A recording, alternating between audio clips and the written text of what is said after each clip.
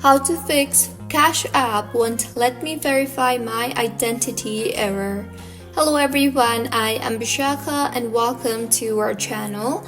I will take you through the step-by-step process on how to fix Cash app won't let me verify my identity error. Now, let's get right into the tutorial.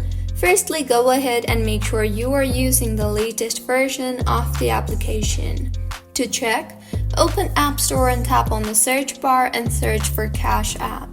Make sure the app is updated to its latest version for the app to function smoothly. Mine is showing open here, which means the app is up to date. If not, it would show update instead of open.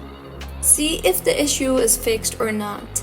If not, launch the settings application on your device and tap on General and then on iPhone Storage. Here, scroll down and find the Cash app application and tap on it. Now, tap on the Offload app option and offload the app and reinstall the app again, as doing this will clear the cache in the application. Doing this will also free up storage used by the app and will further fix the bugs in the app. And if your issue is still not fixed, try to delete the app and reinstall the app again. To delete, go to your home screen and tap hold on the Cash app application. You will see the Remove app option. Tap on that and then tap on the Delete app option.